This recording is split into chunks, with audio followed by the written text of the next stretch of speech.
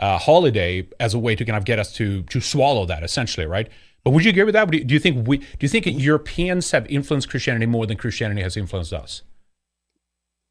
No, and I'd say a lot of like the first syncretizing of Hellenism and Judaism was with the Jew Philo and Jewish Christians. So already it was becoming like paganized and Greco-Roman influenced with the Jews, because that was like the milieu that they were in. They were being influenced by it. But yeah, certainly, whether they intended or not, like the way that all the pagan elements have been incorporated into Christianity, I think that served a purpose mostly just to more easily convert the Gentile world with this, replacing their pagan gods with the Jewish Messiah that's overlaid on top of their gods. So it's more easily for them to convert.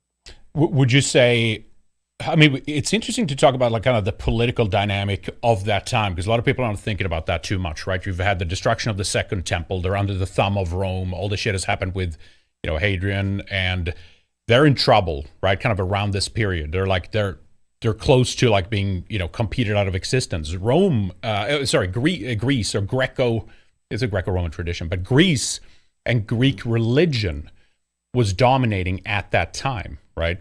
Mm-hmm. And I think also that's why many elements was incorporated of like a rising and dying god. It's kind of like it is kind of a solar figure. It's like, it's pagan elements that they basically took or incorporated to make it a competing yet a synthetic version of those existing pagan religions, because it was a political thing to try to, I think, primarily survive. And I'm still kind of on the fence, or like I can't figure this out yet.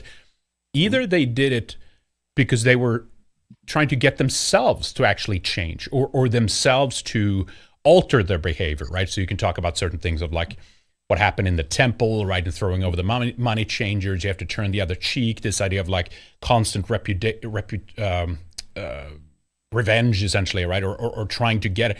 Like, if you continue to live like this, in that part of the world, you're surrounded by Rome, Egypt is there, Assyria, all the, many other powerful kingdoms are still there. Granted, it's not the Bronze Age anymore, right? But they're still powerful enough to be a threat. Like, if you continue like this, you will die. You will be exterminated, essentially. Or if it was this, like, let's sell it, let's do a synthetic version of it and let's sell it to the Gentiles kind of thing. And I'm not sure.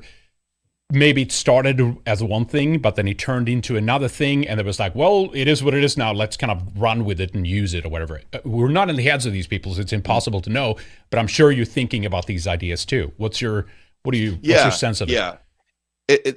Knowing if they did it intentionally is like speculative. I don't know of any. I mean, I have a perfect rabbi clip if you want to play for this topic, actually. Sure, where he talks about that he thinks this is what happened. If you want to, it's the link that says Rabbi 1, Jesus, take it away. This one here. Okay, let's play this. Okay. Oh yeah, I think I've seen this one, part of it. This is this one here, right? Now, again, don't get the wrong idea. We believe that Islam and Christianity, despite damage done to us, are still bringing humility in general, much closer to God. At least it's, okay, I'm not going to worship this, I'm going to worship that. So let's centralize and worship one pagan god, and then we could take that away. You see? So instead of having 20 of them, you have 1 or 3 or however many. So, all's well that ends well. In the end, we will all see clearly, of course, for the knowledge of Hashem will fill the world, and finally there will be no need for their missionaries. This we could also see in the book of Zechariah. Now, again, don't get the wrong idea. We believe... Okay, circles around there. Okay. Yeah. So clarify this part of it. Why should we listen to a rabbi? He's going to lie anyway. Isn't that the response sometimes? Like, when it's convenient, then they lie. When it's not convenient, then they tell the truth. You know what I'm saying? You can always kind of flip, right? It's true that the rabbis believe that, and it's true that that's what happened, that Jesus conquered the pagan gods. Christians celebrate it. The rabbis celebrate it, and then the Christians celebrate conquering the pagan gods. There's another good clip of that, actually, if you want to do Khan, Greek gods done. Khan, he's what a beauty that guy is, isn't he? A couple links up, yeah. Yeah, let's play this one. I think I've seen this one before. You have Greece. Greece. What the Greeks did is they tried to wipe out the Jewish faith. They tried to replace the biblical faith with Greek faith, Zeus and all. So what did God do? He replaced the Greek faith with the biblical faith. The Greeks ended up converting to Christianity and accepted the God of Israel, and the Greek gods were gone. And actually, he used the Greek language and the Greek culture to spread the gospel. Rome took Israel and they shattered it. They spread the Jewish people all across the world, shattered it. What did God do with Rome? Rome fell, and the pieces of Rome have been scattered all over the world. You got nice. Okay, yeah. So I mean, that's what it is, right? It's even that. So you played it, right? The Roseanne Barr, she's kind of loony, but I think she's still a broken clock, I guess. But she's still kind of right in the sense that it's like they need to worship the God of Abraham. That's what she said. We do not, like they can't worship. Maybe she didn't say it that way, but it was like, not some Roman god, right, kind of thing. That was the big competition at the time. People have to understand the politics of it at the same time, right? Like not only ideology and like power ultimately, but politics and a sense of survival. Because much of stories, I think, are copied, right? Like the Jewish people that were enslaved in Babylonia, in Assyria, Egypt, obviously, right? And they picked up things everywhere, essentially. Yeah. And they composite, like too. Make a version. What was that, Adam? Say it again.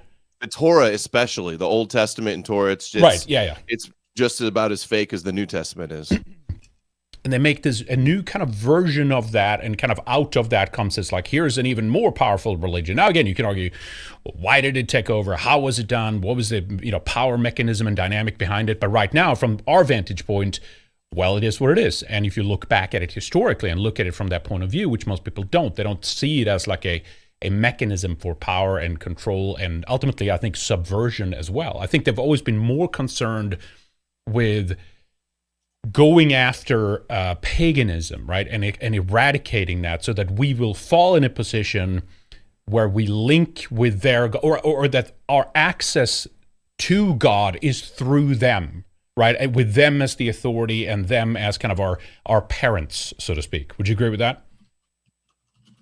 Absolutely. And the rabbis all over, like Rabbi Shmuley, celebrating that the pagan gods were conquered by Jesus. They celebrate the Muslims conquering Greek temples all the time. And then Christians online, the E-Crusaders, are also going to celebrate the same thing. And it's so funny because like the Ben Shapiro's and the Zionists fight with like the MAGA versus America First schism that's happening right now. Yeah, the Zionists are calling like the Christians neo-pagans now. I saw that. It's everyone's blaming each other as a pagan. It's hilarious to kind of watch that spiraling. Yeah. Remember, Josh Hammer did it as well with the things was going down. He was like, yeah, it's the neo-pagan, anti-biblical right. It's like, if only it was that. No, they want to be the true Jews and the true Israel, and everybody to worship the Jewish Messiah. But of course, so again, historically here, right? What's interesting about this is that the Jewish God is also a pagan god. It was one of many gods, right, in that part of the world at that time. Yahweh, he had a female consort, Ashura. There's some early rock carvings, and it looked like any kind of Bronze Age worship, of any god at that point in time, essentially, right? And so the root, no matter what you try to do or how to weasel your way out of it, right? If it's a henotheistic religion, but they chose one as their supreme god out of a pantheon of older pagan gods, then all of it is paganism, I guess, right? It doesn't matter. Yeah. I mean, it's turned into something else. I get that too, but I'm just saying from what we can now deduce. Paganism just means anything that's not Jewish, any religions that's not Jewish. It seems like it, basically, yeah. The only problem Jews have with Christianity is that it has elements of paganism too. That's the funny thing. And then do they talk about that together? What they actually fear. So do you think that's part of the rejection? I mean, there are Messianic Jews, obviously, we should mention that, but they're very far and few between as far as I know. But do you think that's part of the rejection? Either A, they know that it's kind of synthetic of sorts, or that somehow is kind of part of the creation of it, or two, they recognize that at least the current form of Christianity has many pagan elements still weaved into it.